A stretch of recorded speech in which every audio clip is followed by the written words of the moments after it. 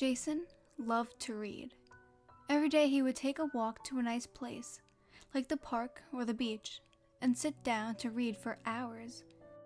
It didn't matter what the story was about or who the author was, because Jason just loved to read. One weekend, his usual places were a little crowded due to the gorgeous weather. He decided to take a walk in the woods and see if he could find a clearing or an interesting log where he could relax and lose himself in a book. Jason walked through the forest quite some time. These particular woods weren't good for hiking and had no trails, so he was sure to have some solitude. He wasn't sure how far he had walked before he came upon the mysterious building. It looked somewhat like an old bank and was covered in moss and vines. The doors were open and falling off the hinges, and the windows were filthy and broken. Jason figured this strangely placed building might just be what he was looking for. As he entered through the crumbling doorway, he saw dozens of shelves lined with books. What was a library doing in the middle of the woods?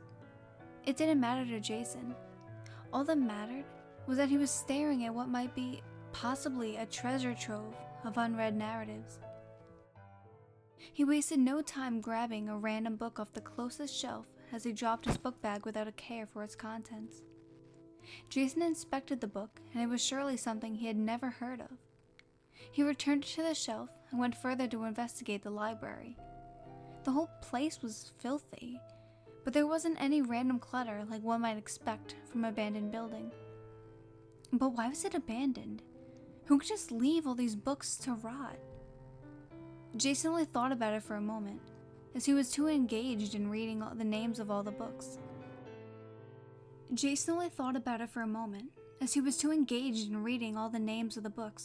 Wondering if he'd find something he recognized.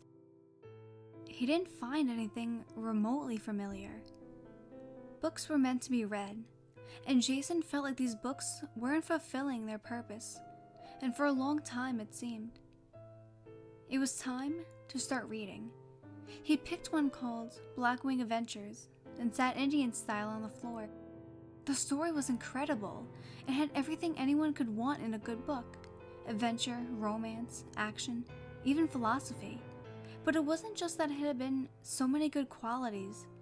It was that those qualities shined so much brighter than anything he had ever read. If this book was this amazing, what treasures did the other books hold?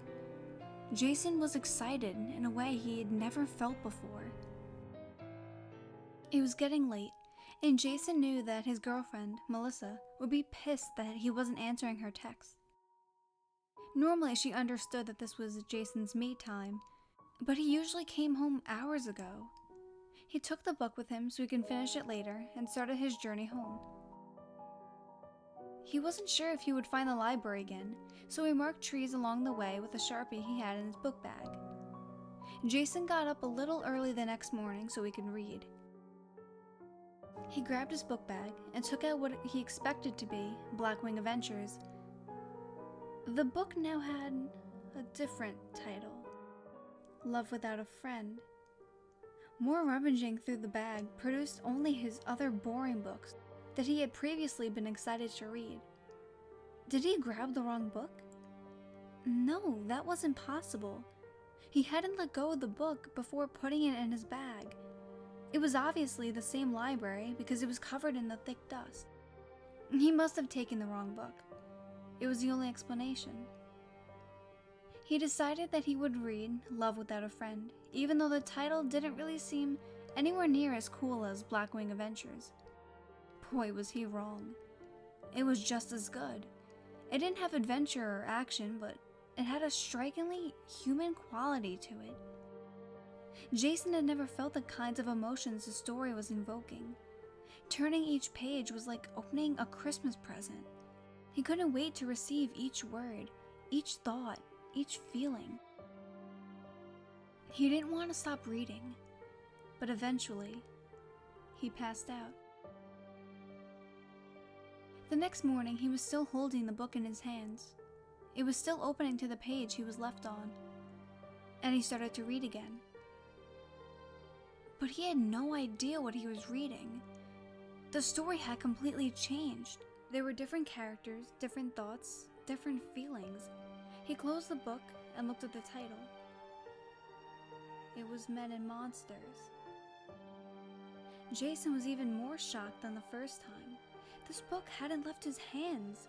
He had to return to the library to exchange it for another book. None of this was possible, and Jason was getting understandably freaked out. All he could think of doing was going back to the library. Maybe he could find one of the other books he was reading. Upon his arrival, Jason received a text message from Melissa that read, "Are you ignoring me?" He responded, telling her that he had found a new spot in the woods to read. He left at the part about the mysterious library with curious books, figuring it would only lead to more questions. Once Melissa's concern had diminished, Jason shut off his phone. When he got inside the library, he searched long and hard for Blackwing Adventures or Love Without a Friend. But he was unsuccessful. In fact, none of the titles he remembered from before were anywhere to be found. Every book was different. Could this be another abandoned library?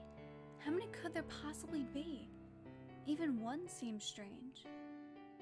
Jason just wanted to experience what these books were capable of, so he didn't want to think about how strange the whole situation had become. He just wanted to read.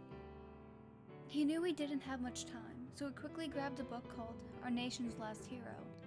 It was a political drama with as many twists and turns as a great mystery. Jason had never read anything like it. He rarely thought about politics, but it was suddenly the most interesting subject in the world.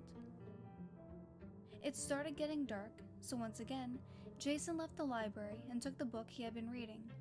He hoped it would be the same book when he woke up the next morning. Unfortunately, it wasn't. Jason didn't know what to do. These books were amazing, but apparently he wasn't going to be able to finish one unless he read it in less than 24 hours. He was going to have to stay awake for a long time.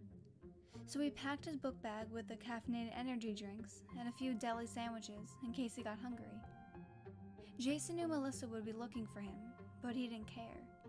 He cared so little that he even left his phone at home, on purpose. And so it began. Jason was on a mission to finish one of the magical changing books. What else could they be but magical? A book that changes every day? What an incredible thing. Though Jason had been upset about not being able to finish one, he was thrilled at the fact that he was reading books that no one else could ever read. If he managed to finish one, he would be as satisfied as he could ever be in his whole life. He chose the book called The Lion's Tears and began reading. As he read, he would periodically take a few swigs of energy drink and take a bite of a sandwich. Eventually, he ran out of the drinks and began crashing from all the caffeine. But it was too soon. He hadn't finished the book. There were just a few chapters left, but he couldn't stay awake any longer. He hoped that he would wake up again before the book changed. When he awoke, it seemed as though the next day had not yet come, but the book had still transformed into something new. Jason decided he was wrong about when the change occurred. It wasn't when the next day came. It was whenever he fell asleep. Jason soon stopped leaving the library. He had no time to walk back and forth, or spend time with his girlfriend, or do anything other than reading the magical books. He tried to stay awake long enough to finish one, but it was no use. He just kept falling asleep. Jason was getting angry now. This wasn't a treasure trove of beautiful works of fiction. It was a curse. He was obsessed with finishing one of the books, and it was eating away at his sanity. No food, no water, no contact with other human beings. When Jason would begin to fall asleep, he would take a piece of broken glass from one of the windows and cut himself to stay awake. After several cuts, he began to feel weak from blood loss. His mind was becoming warped warped as he sucked every word into his now crumpled consciousness. The books he chose became more and more macabre. Titles like Making Love to Murder and The Man Who Ate Himself were overtaking the other, more gentle ones. If Jason was going to finish one of these books, it had to be something that interested him, and gentle things were no longer in his interest. There was no telling how long Jason had been in the library. He wasn't eating or drinking, but somehow he wasn't hungry or thirsty anymore. It was as if the books were keeping him alive. They wanted him to read. They wanted him to finish. He kept getting closer and closer to finishing one of the books. He was sleeping less and less, and his dreams was going to soon come true. But which book would be the lucky one? Which one would be read from front to back by a willing participant? He picked up a book off the shelf and looked at the title. It was called Jason Loved to Read. His eyes widened, his mind raced. What an amazing coincidence! A book with his name in the title, and it's about someone who loves to read. Adrenaline rushed through Jason's body as he opened the book and began the first chapter. He read of a teenage boy who found an abandoned library in the woods. He read about books that magically changed their content whenever the protagonist fell asleep. He read about himself. This was the book that he would finish. This was the book that he had to finish. Jason's heart pounded like mad as he reached the final chapter, when suddenly, he was interrupted by a shouting female. "What the hell, Jason? This is where you've been? I've been calling, I've been texting, everyone is looking for you. I only found this place because I happened to see those marks on the trees and thought that maybe you made them. Hello? Jason, are you deaf?" Just then, she noticed the cuts all over Jason's body. She fell silent and took a step back. Here was her boyfriend, cut up and bloody, buried in a book, paying no attention to her tirade. "Jason, what's going on? Are you alright? Why won't you look at me? Jason?" Her voice was concerned but hesitant. Jason just sat there, Indian style, reading his book. Melissa lost her temper. "Look at me, Jason! What the hell?" She began to cry. All she wanted was to find her boyfriend and discover why he had been missing. She expected him to embrace her and tell her that they were together again and everything was going to be alright. She ran to him, bent down, grabbed his arm and shouted, "Jason!" In a split second, Jason grabbed a piece of broken glass already covered in blood from using it to cut himself and jammed it firmly into Melissa's neck. Her eyes became wild with fear as she gurgled and giggled, eventually falling to the floor with the glass still in her neck. Jason's face had no expression as he continued reading his book, his legacy. It was about to happen. The last page. Jason couldn't believe it. He'd finally stayed awake long enough to finish one of the magical books from the mysterious abandoned library in the middle of the woods. His hand shook as he turned the page and saw the words "The End" towards the bottom, below the final paragraphs. It was then that he became horrified for the first time in his entire life.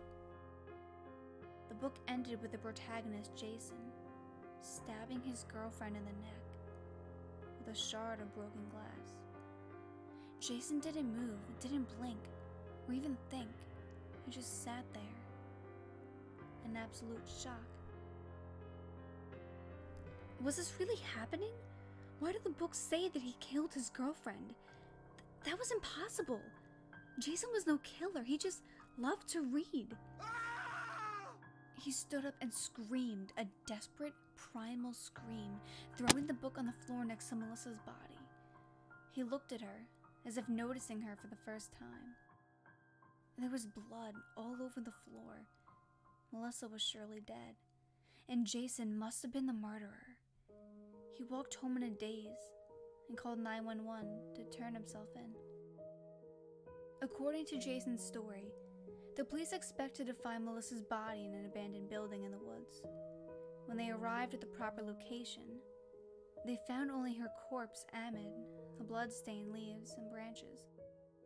The details of the trial and conviction aren't extraordinary, but what you may find interesting is what happened when Jason arrived at prison. His cellmate offered him a book to pass the time.